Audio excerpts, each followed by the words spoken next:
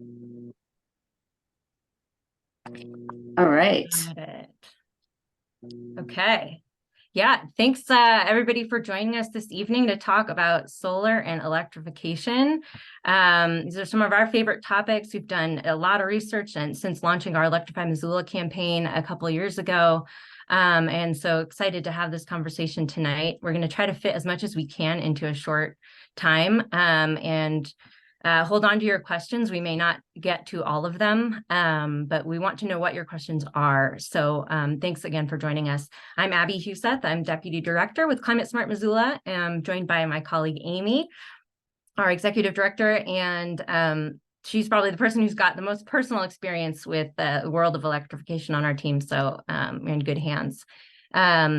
We may also be joined by Paul Herendeen with Clearwater Credit Union. He's done a lot of work around solar and financing and with the credit union, and has got a lot of expertise to share around the world of money and finance on this stuff too. So if he ends up joining us, we may pull him in here too. Let's see, we're recording today's meeting. So if you RSVP'd via our website, we'll share the recording with folks that way. And we'll also follow up with all sorts of links and things that were referenced in the presentation. So don't feel the need to take detailed notes here. We'll send it all out. And if you do have questions as the program goes on, feel free to drop those in the chat.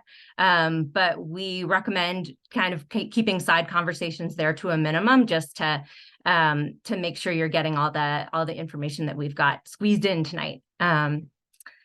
So let's see, with that, I will get us going here. I'm going to attempt to share my screen.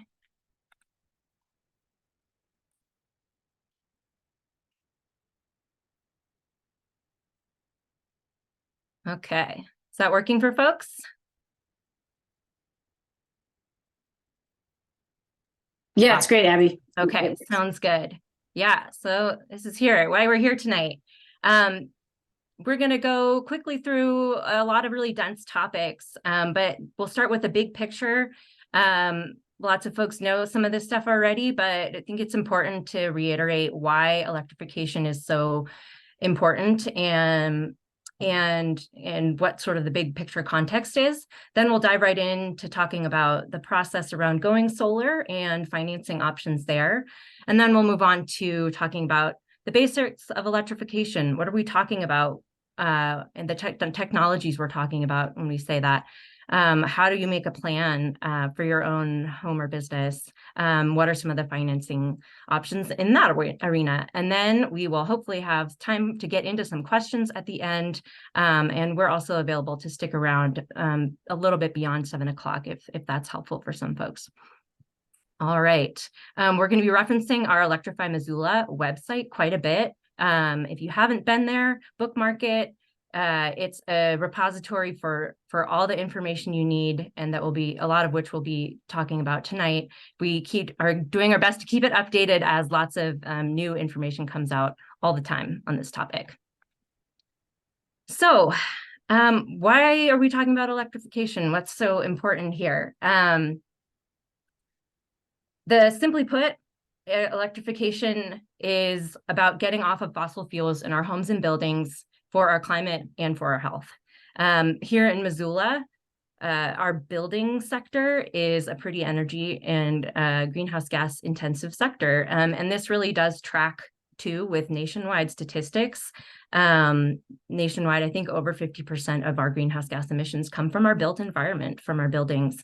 Some of that is from electricity, but a lot of that is from gas-powered appliances and systems that we still rely on. And so getting off of fossil fuels in our homes and buildings is a really critical climate solution. It's important for our own community, and it's also the direction that the country and the world are going in. So it's really exciting. There's a lot of momentum around electrification and electrifying and cleaning up, greening our electric grid. So making sure that as we transition to electric appliances, we're getting that electricity from clean renewable sources. So both of those things happening in tandem, really important.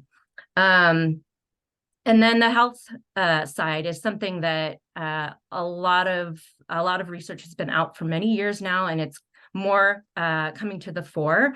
But there are some really serious and concerning health risks associated with burning fossil fuels in our homes and buildings, both the combustion of fossil fuels in appliances as well as leaking methane from those appliances, which we're finding out they're leaky, and they leak even when they're off. And so there's lots of challenges. We won't go into a ton of detail about that, but we have lots of resources if that's something of interest on our website.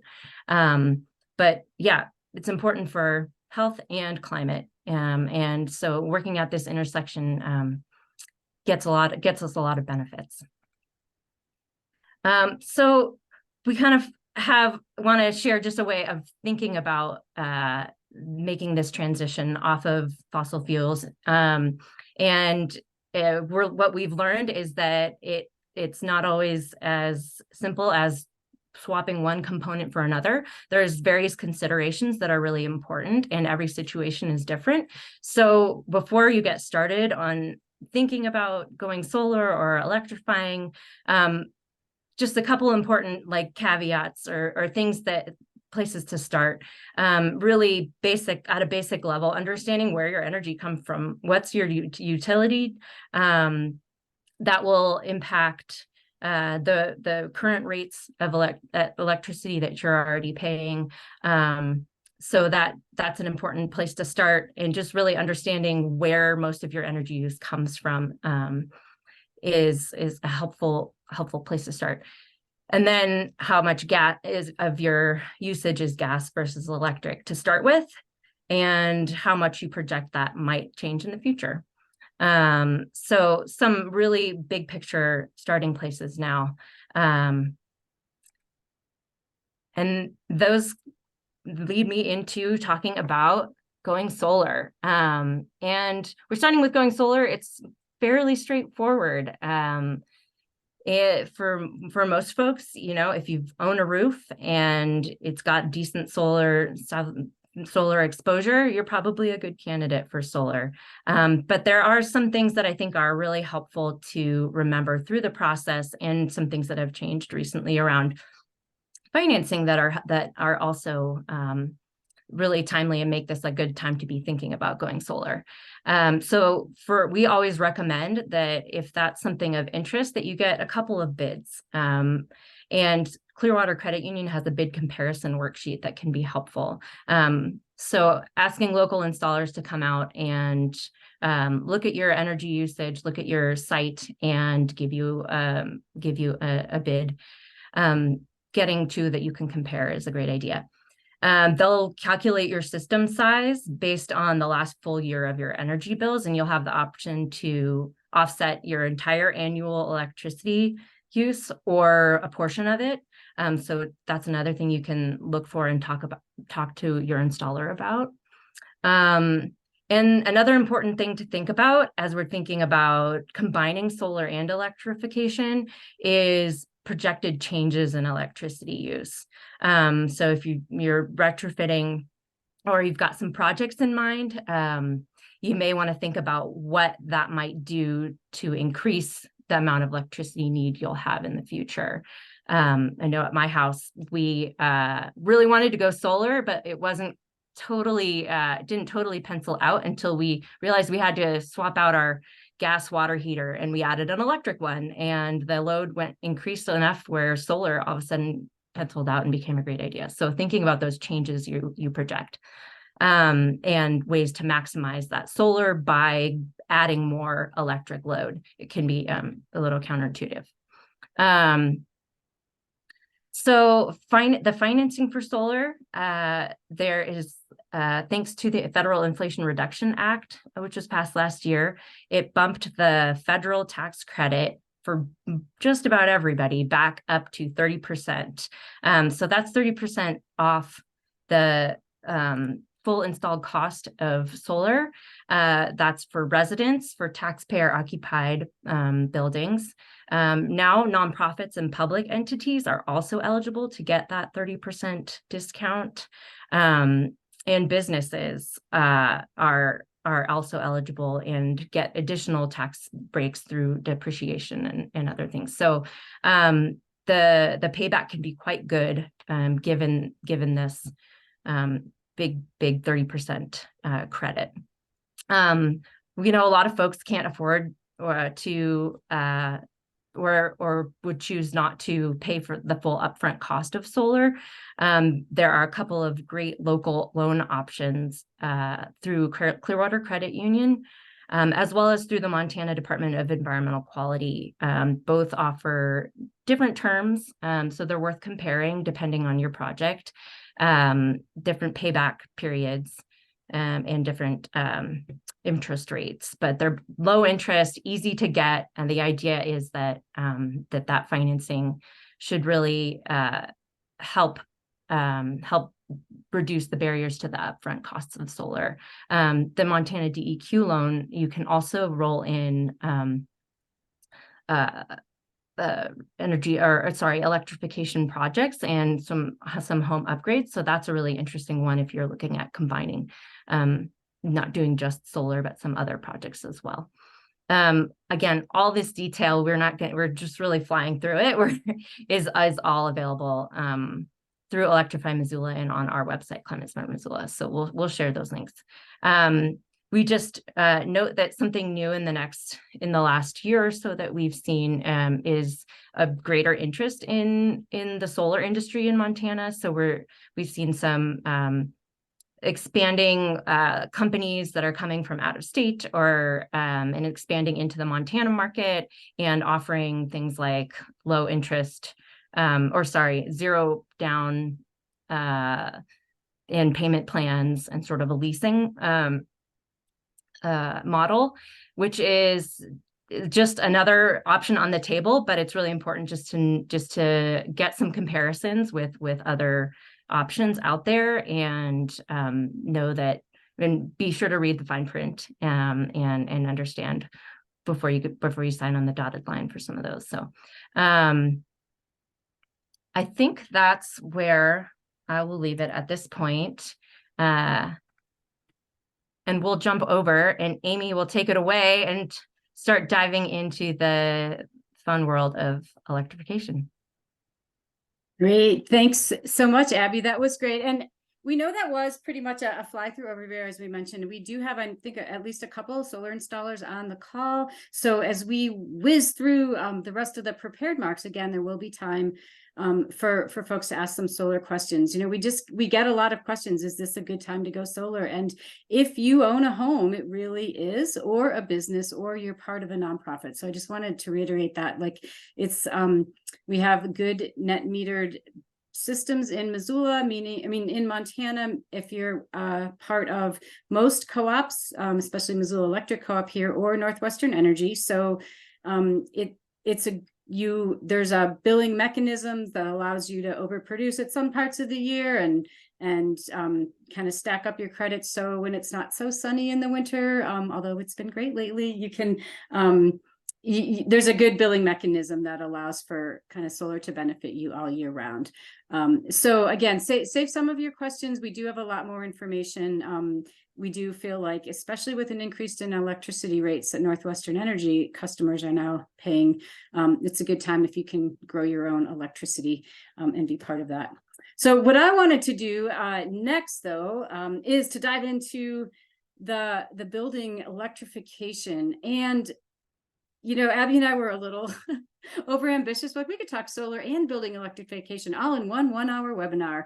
But it kind of felt like the end of the year, we'll get as much out there as we can, and we'll get folks thinking about things. So again, this also will be kind of a fly through of some of the things that we're thinking about and our understanding. Again, happy to ask questions.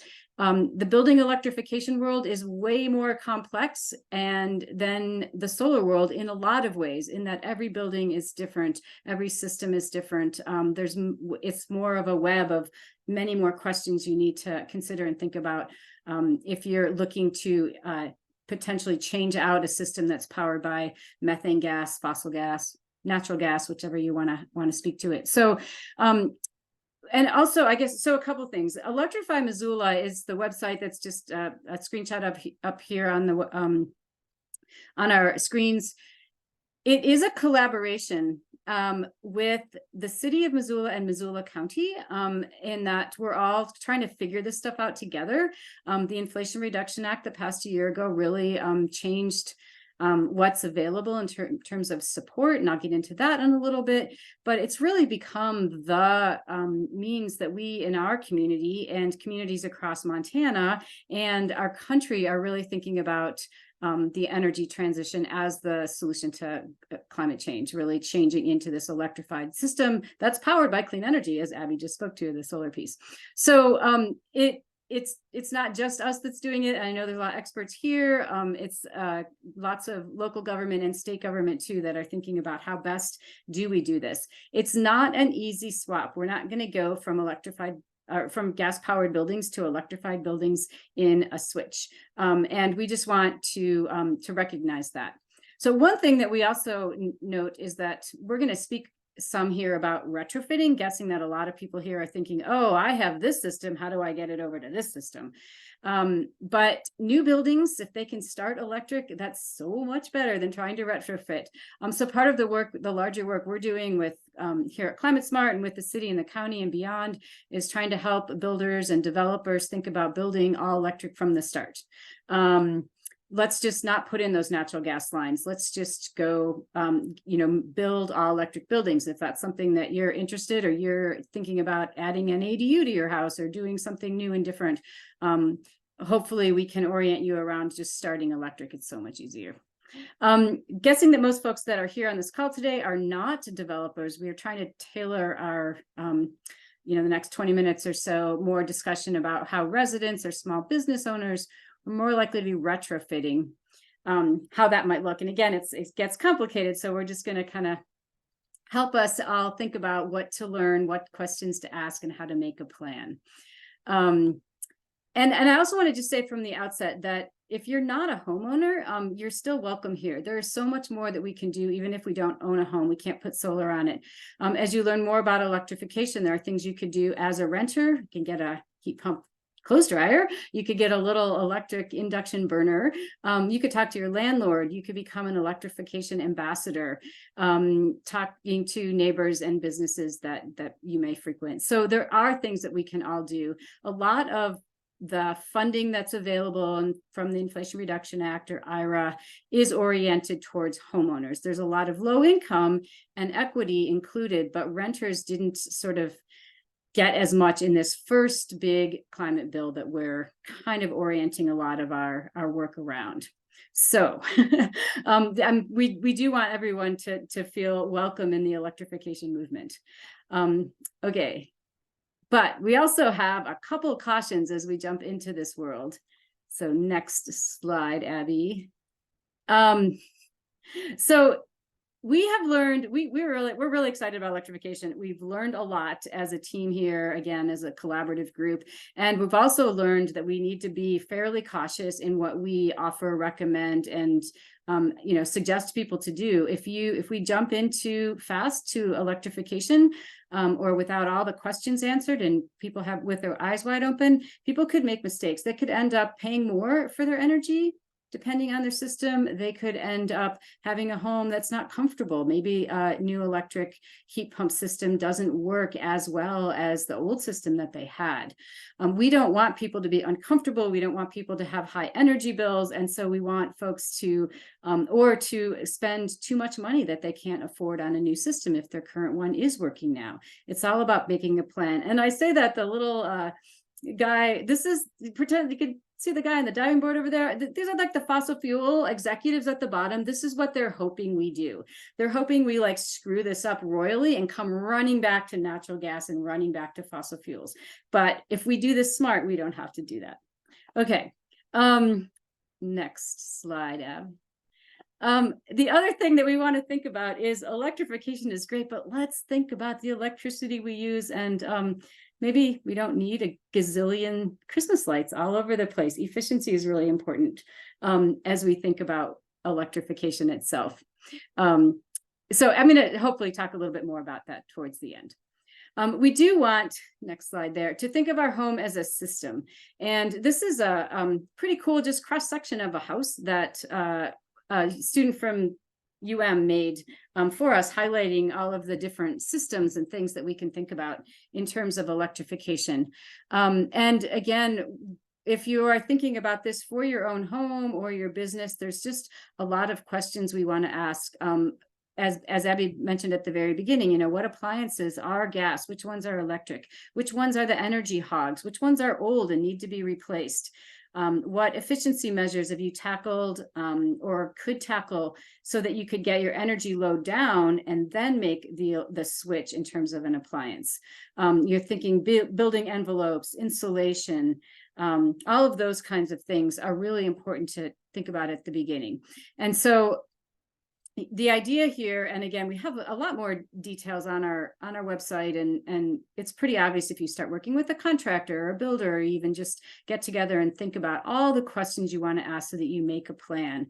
Most people are going to electrify in increments. Maybe it's a hot water heater first, and then your heating and cooling system. Maybe you want to switch out your stove first because you're really concerned about indoor air quality. It's really important to make a plan, and the financing that's available through the Inflation Reduction Act is designed for people to do this in a stepwise process, because there's tax credits, and I'll mention this at the end, that come on that are limited each year, but you can go after them year after year after year. So even within the IRA bill, they're encouraging people to think carefully and make an improvement one at a time if that works for you. Some people can go full tilt and do it all, but maybe a lot of folks are going to do this in a more stepwise fashion.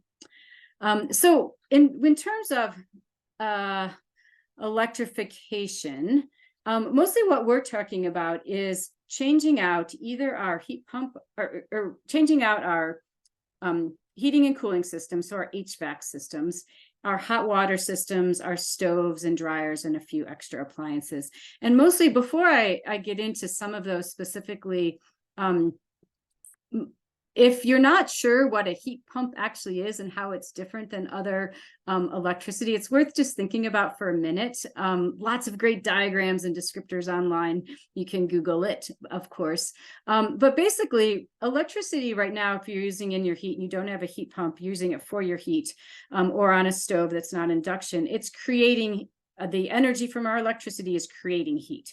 In a heat pump, what it's doing is it's moving heat around. It's pulling heat out of the air and into these coils. They're super cooled because it's like a refrigerant, and there's a refrigerant line there. So it pulls the heat out, it cools it, and then a fan takes that, or it pulls the heat out and it concentrates it, and then a fan blows that to where you want it to go. So it's a process of moving heat, not making it. And that is the basic principle as to why it's much more efficient. It will move that heat potentially out of the outdoors, even when it's very cold, and bring it inside. It can also work in reverse, and it can pull cool air out of the air and dump that into your home. And that's basically what an air conditioner does. So it's a process. It's basically these appliances that move heat, warm or cool air around, and that's how it's much more, again, efficient than actually trying to create it. So if that's a little bit of an inelegant description, but they do just simply work like our refrigerator does. That's what our refrigerator does. Some of the systems that we're looking at replacing and moving towards a heat pump system, on this image, this is actually Abby. She got a heat pump water heater. So it's electric water heater, but again, it's using a heat pump technology to move the air around as opposed to creating it. And the reason that we love talking about these, and Abby loved getting one of these, is because they are very efficient relative to other kind of the old style radiant heat pumps. they will generally have a payback of like 2 to 4 years, really pretty quick in the payback. So those are becoming more and more popular. They're becoming more models, and some of the ones I'll talk at the end that we have some good rebates and ways to finance those. So one of the first appliances people might end up switching out is a heat from a regular electric water heater to a heat pump water heater, even from a natural gas water heater to a heat pump water heater. There are some considerations. You need a little more space around them. They're really good in basements or mechanical rooms. They will end up feeling a little cooler right around the unit, and some people don't want that, especially in the winter. So this is again where that caution tape comes out. We don't want people to get a heat pump water heater right next to maybe your bedroom and think everything's going to be great. It may have some negative impacts on your home comfort. And so people have to think about that and have to make sure that they have the right space and the right electric load for that. And then on this same slide here, this is actually the side of our office, our little house on 103 Hickory. Welcome to come by. This is an individual who's actually installing a heat pump that was donated to us. And this is an air source heat pump. Particularly, it's called a mini split in this case because you have the fan on the outside, so it's compressing that air and then blowing it into the house, and it has that little hood that's at the bottom there that I'm smiling below, and that's where the warm or cool air comes out. So this is an air source heat pump. This is a lot of what people are looking at for switching for bringing into their homes or their business as their heating and cooling systems. So for our thing, we think our little office is a great example. Our little furnace that's down the basement for this office that we just rent, we don't own it, has a natural gas furnace, and it works fine.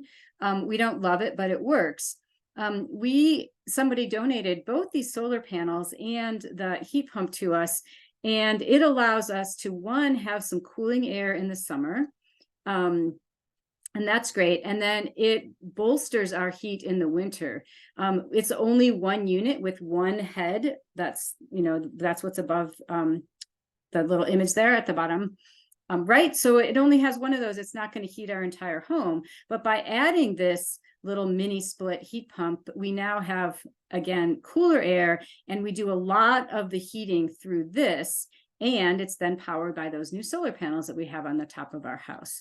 So there are basically as you think about heating and cooling with heat pumps, there are options to continue to have a natural gas or another kind of radiant resistant heat backup and use the heat pump technology to do the bulk of the work in your home or your business. These heat pumps, this is where it gets very complicated depending on your home or your business, the size of it, how efficient it is. Do you have a current furnace that's ducted, or do you have a boiler that it's radiant heat with hot water? That's where the complexity gets in, and we're not going to dive into those details today. The trick here is really understanding what your systems are, understanding what you're trying to improve or make different, and then talking to contractors about what you're looking for and what you want and what options that you have. And that is really what's kind of fascinating about all this. We're not going to make this big energy electrification transition unless we have the workforce to do it. And we need to have the contractors recognize and understand that this is where people are headed. This is what we want. So the more phone calls you make of folks and asking questions, the more they're getting the word that, oh, this is something I want to offer in my business or become more experienced with. If we don't ask, we won't have it here in our community, basically. So that's a little bit and about some of the systems. Shanti, who also works for us, has done the same thing where she's kept her natural gas system because it's heats a boiler. She has radiant heat. She wasn't able to easily swap it to an all-electric heat pump system, but she has an extra mini split to allow for a little bit of air conditioning and, again, to buffer that, use less natural gas and use a lot more electricity. Other people have really tried and it's been like, I can't do it. In my home, Abby mentioned at the beginning that I have a lot of experience. We have, my husband built a little ADU extra home that's all electric. So right from the start, that one was a lot more straightforward. And then he's been in the process of removing our gas system to an all electric system. And it is a lot more complicated, and lots to learn on that. So the point is, really figure out your systems, understand what's priority, and think about what you want to do. And it doesn't all have to happen at once. Okay, next slide, I think, Abby. Oh, yeah. So we do want to talk.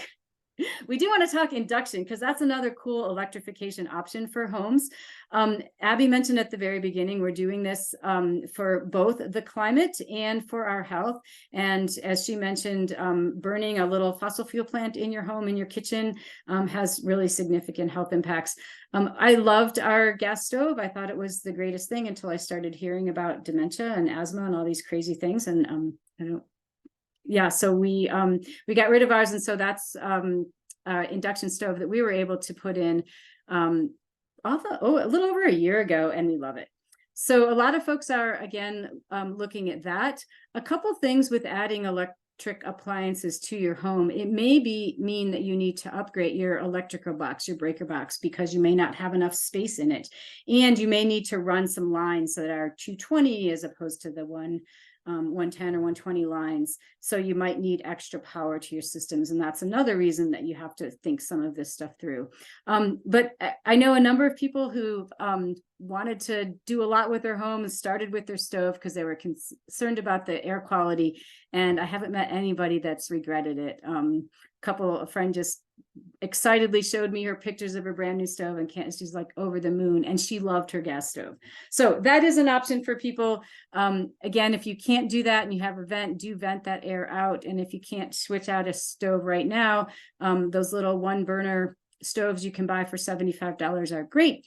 And we just started a program at the public library. We bought, we have a couple different of those single burner with a pan, because some of the pans may or may not work. So there's a pan and there's a burner, and you could check it out from Missoula Public Library and test it at your house.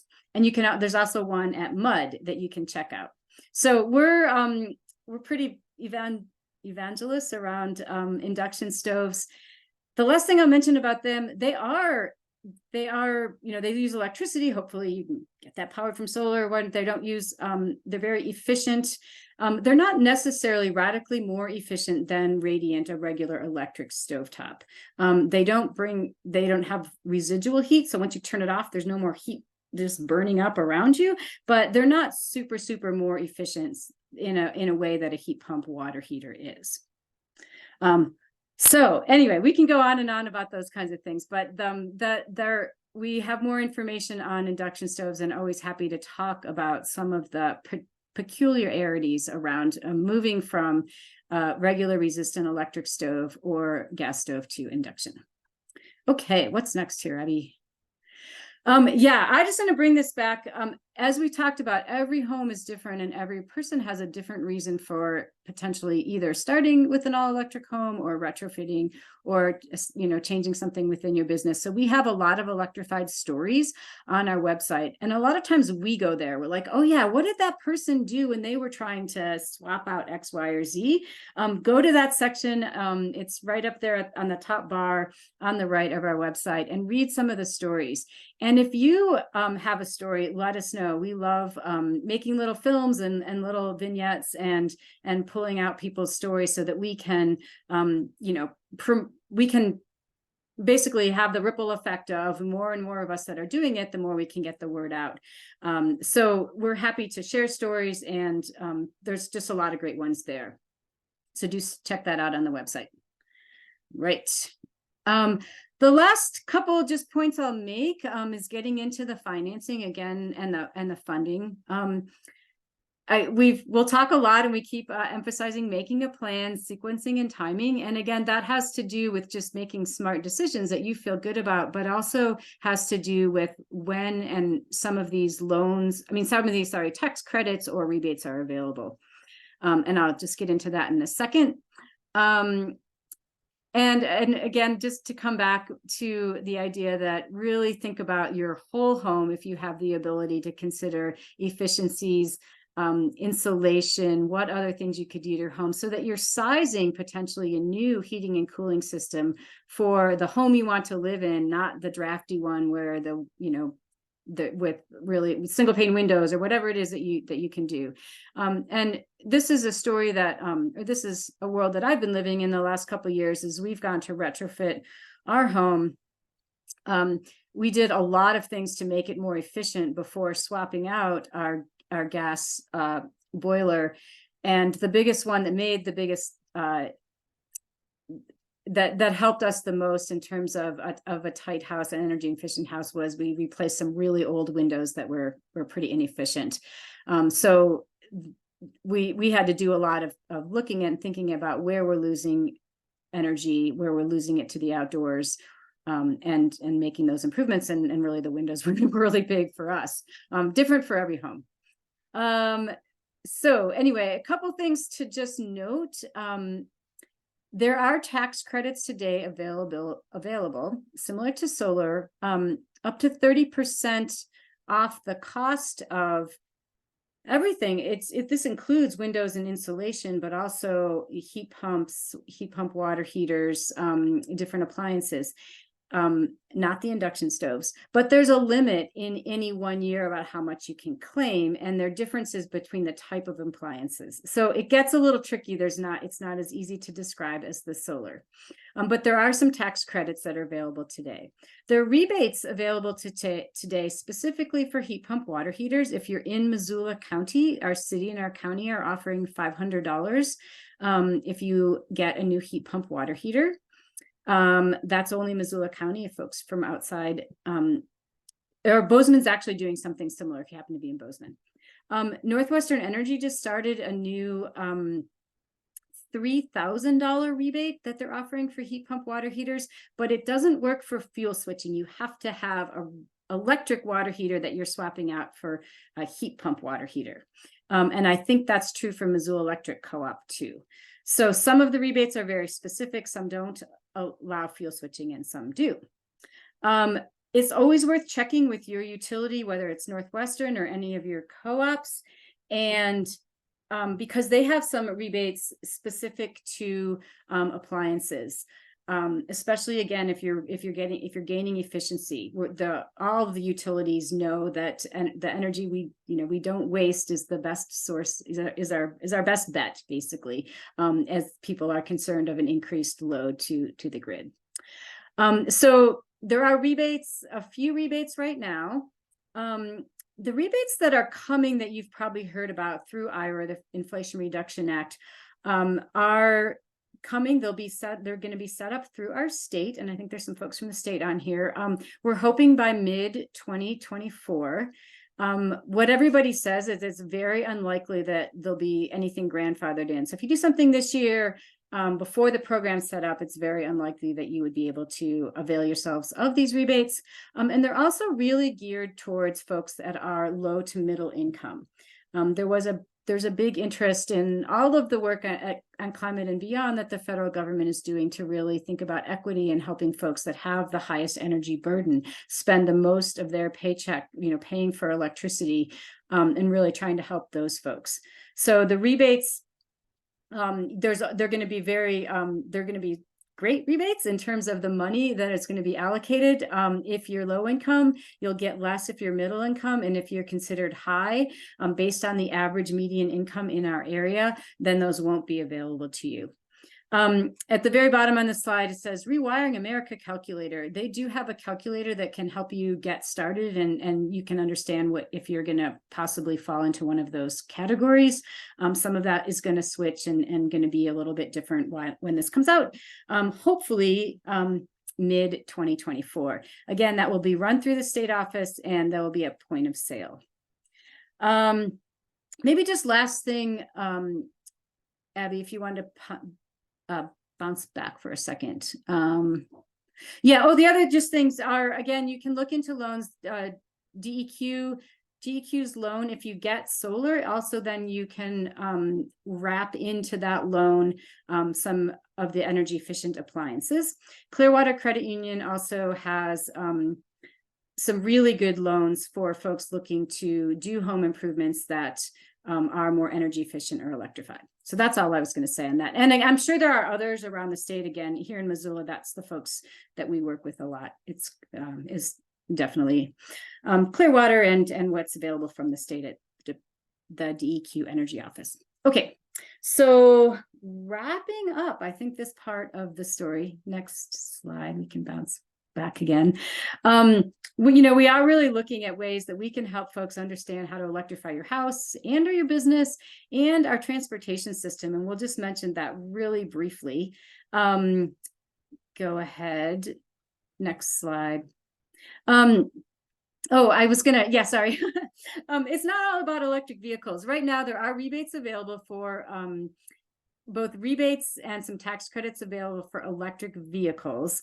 We'll put a bunch of these links in an email together when we share this webinar. I don't want to summarize it because it's different between the cars, the automakers, and exactly how much is American made. Cars fall in and off of a list, but there's a great list that you can check if you're thinking about getting an EV, and there are rebates both for new and for used. There are no rebates for e-bikes, but we're still going to argue for that, and hopefully someday that would be a great program to have an incentive so that people could get an rebate off of an e-bike. So transportation isn't all about cars. Again, we'll share a little bit more information about that if anybody's interested in what cars are. Give you the link if you're interested in what cars are eligible for those rebates. Okay, I think we're winding down to it. Really, I wanted to just step out really quickly a little bit.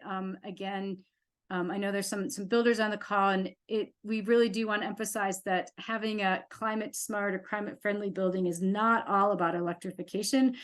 We've kind of summarized these into 6 E's that you could consider. And if you can't electrify now, maybe you're thinking about environmental siting because you're planning a new small little housing development with a farm. Maybe I saw Neva's on here, or you're thinking about energy efficiency or on-site energy, which is the solar, or embodied carbon. Sorry, that misspelled that.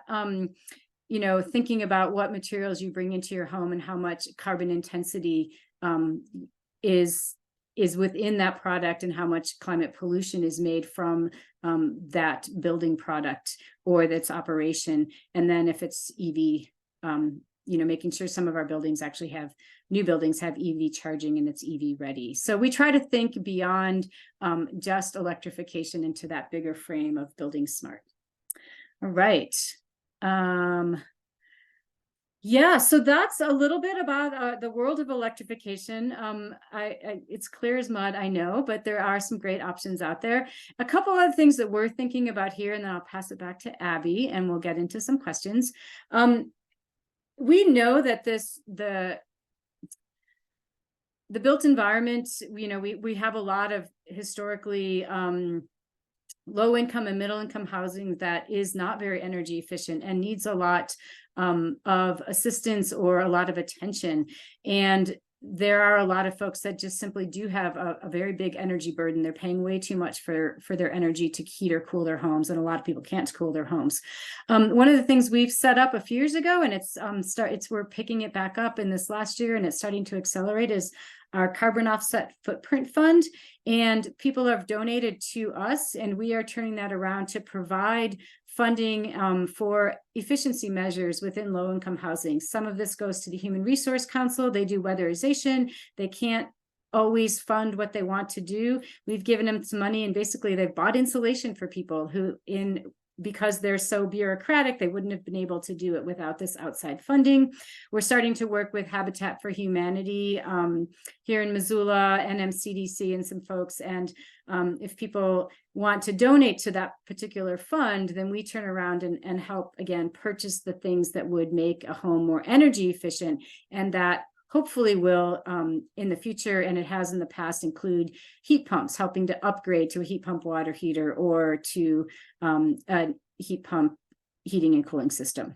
So we can tell you more about that. You can find that on our website. And we're also doing a lot, again, this really very collaboratively with Missoula County, Missoula Economic Partnership, and some other folks in town, including Mountain Home, Montana, trying to grow and diversify the trades, the jobs we need, everything from energy auditors to HVAC technicians to weatherization specialists to solar installers. And so we've got a whole program that we've been lucky enough to get some funding for. Again, big collaboration to grow the trades and also make sure that they're diverse, and women are welcome, and BIPOC folks are welcome too. So electrification is more than just what happens in each other's homes. It's also about building community and thinking about the whole of our community. With that, I'll pass it back to Abby.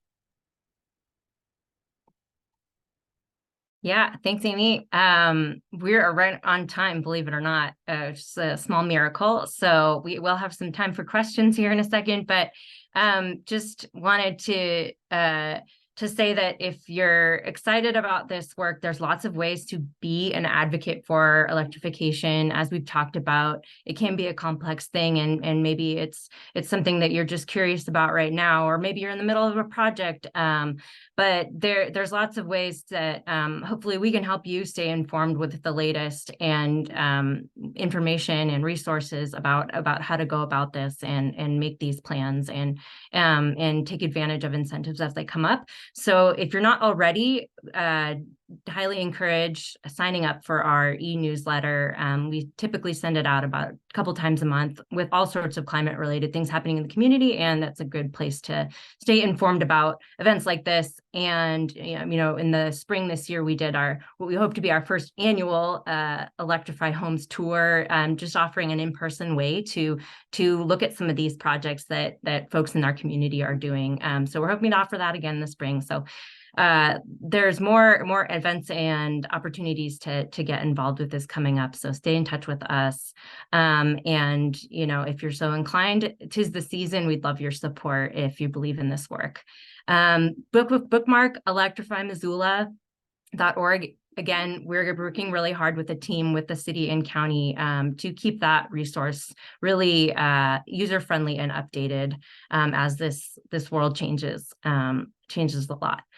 I think that's most of it here. Oh yeah, one last thing. If you are in the process or have done an electrification project, and we can, one of the best things you can do is just to be an ambassador for it with friends and family or in the community. We've got yard signs. You want to put up a yard sign in your on your lawn? Like, it's a great way to start a conversation, and really sort of peer-to-peer curiosity and questions can be a great opener and a way to ripple this out and help people understand why it's important and what they might do. So keep that in mind.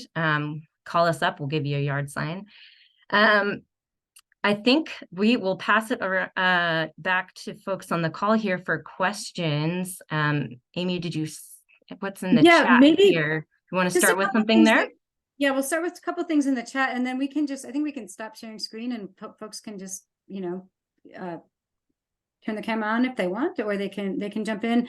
A couple questions around, Vicky asked, I'm having trouble finding somebody to just replace a couple of windows, and I can think maybe Vicky and get back to you. I don't have any great answers. It's a lot of calling around. Again, that is one of the things that we're working on, is how do we have more folks working in as builders and carpenters and contractors. It's really hard for some of those small projects.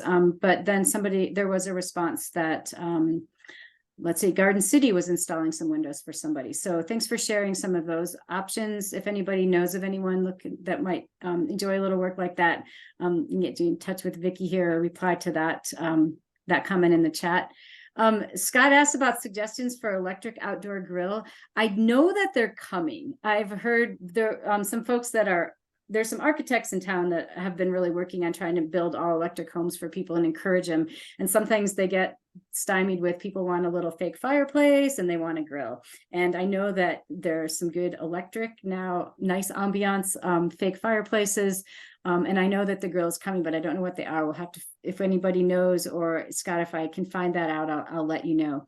The other thing that I learned that was really cool, I haven't tried it yet, but there's now an induction wok. One of the things that people don't want to switch out their gas because they feel like gas is so great for using a wok and for stir fry. And sure enough, now somebody has an electric wok. So we're on the cutting edge here, and all these things are coming, and they're hopefully becoming more and more accessible. And then thank you, Lori, she mentioned that she just has one of those single burner hobs that is induction, and they just barely use their gas. And I just feel like that's so important. Sometimes the big switch going from complete, gas all the way over to electric is hard, but if you can get 70 or 80, or you can get over towards the all electric world, you're doing yourself and the world a lot of good. So we'll do this in stepwise fashion. So, and then Gary is asking, can I share a larger solar installation with neighbors on space we have available? Alas, that is called community solar. It is not allowed based on our state law and our Public Service Commission rules for folks that are serviced by our investor-owned utility or Northwestern Energy. If you were on co-op property, they do allow community solar, and our small rural electric co-ops will often work with you to be able to make that happen. But it's one of those things, unfortunately, in Montana, that for most of us, community solar or a shared solar system is simply not allowed. I know a lot of people, MREA, Montana Renewable Energy Association, MEIC, and Northern Plains, lots of folks will come back to the legislature and try to get these rules to work better for everyone, and we're not there yet. Again, for folks that are Northwestern Energy customers anyway. So those are just a couple of the comments. I thought if anybody wants to jump off of mute, you're welcome to, if you want to ask some more questions, or if you have some additions. I know there's some experts here in the room or on the call. I'm not sure if everybody's still here, but feel free to also comment if you have any words of wisdom. And just speaking to Holly's comment in the chat too with the small appliances, we're so aware that and this is for anybody, but we're also aware that a lot of the incentives that are available right now are things that renters can't take advantage of. But I've seen a lot lately on social media and news and stuff, and just people thinking creatively about how to have an all electric kitchen if they have if a gas stove that they can't do anything about, and using an air fryer and using toaster oven, and there's a lot of creativity and ways to adapt. And we do hope that more of these incentives and benefits will be available to renters in the future. But yeah, it's an interesting comment.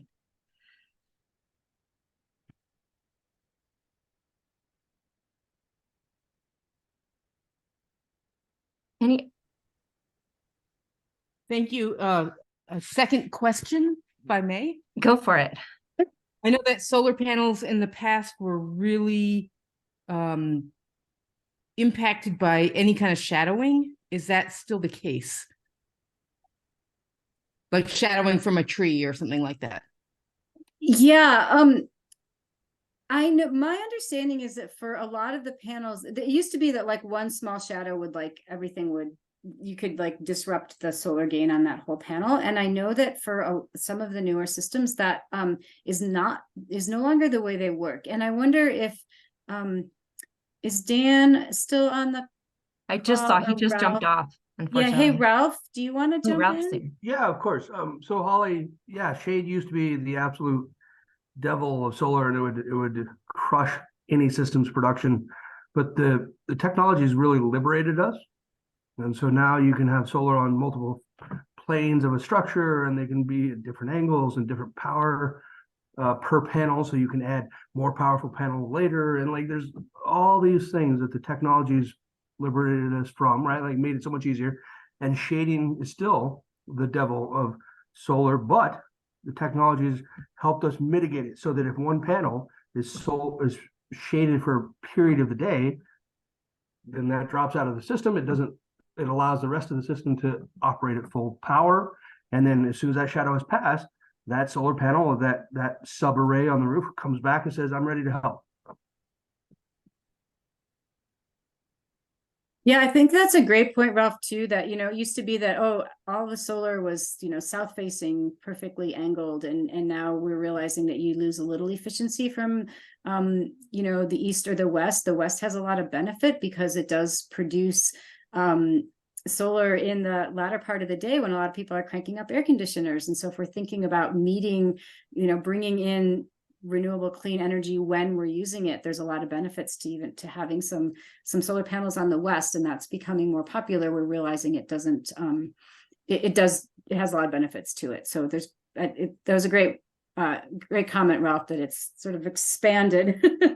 Well, and it still needs to be considered, Holly. Like, that's why the site visit is so important. Anybody that wants to install your solar or convince you to buy solar, make sure they're doing a site visit, because a tree from Google Earth may or may not be there, and so like that, Yeah. looking at the actual site and realizing whether or not the shade still exists is very important. Great. And I just want to bring up a point that Abby made later, just so that everybody knows, this 30% tax credit that's now available for nonprofits, that includes schools, houses of worship, all of these entities that don't pay taxes.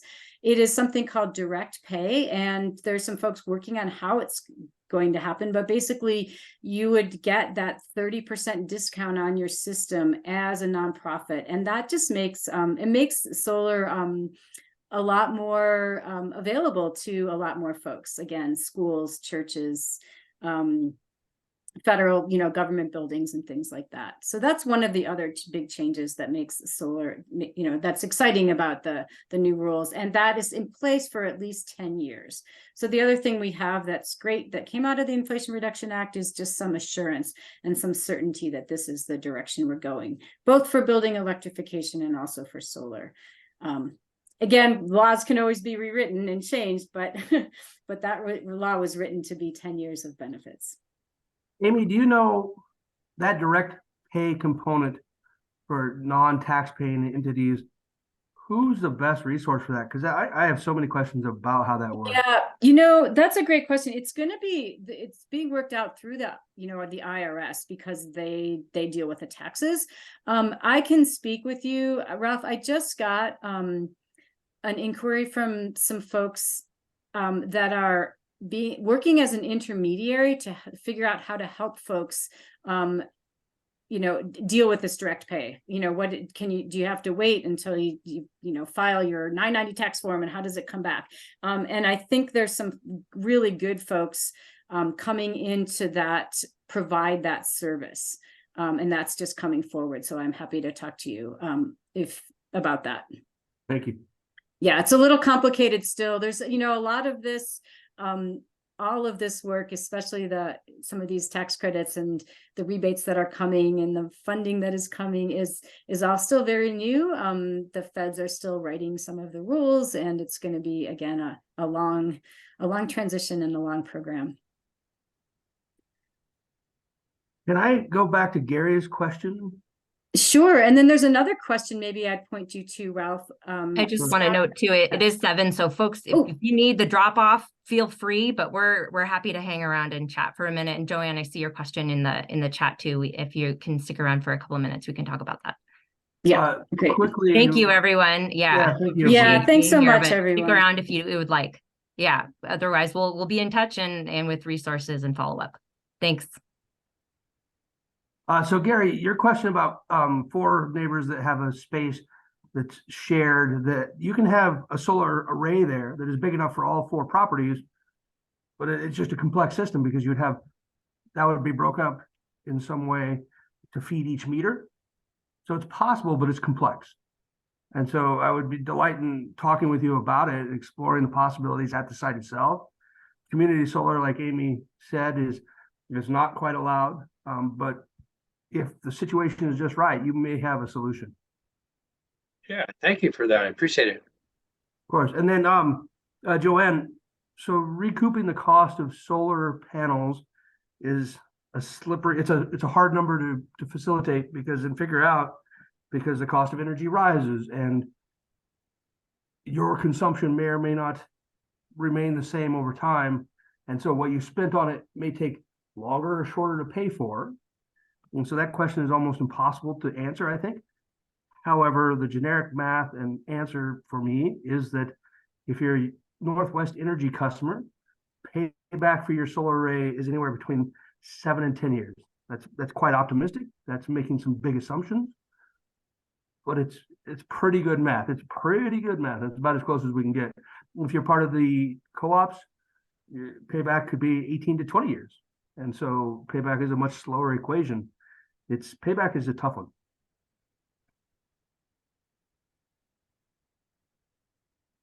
Amy, you're muted. I know some folks who thought maybe their payback was going to be 15 years, and now with the increased rates that we're paying as Northwestern Energy customers, it is a lot quicker. But yeah, lots of caveats there.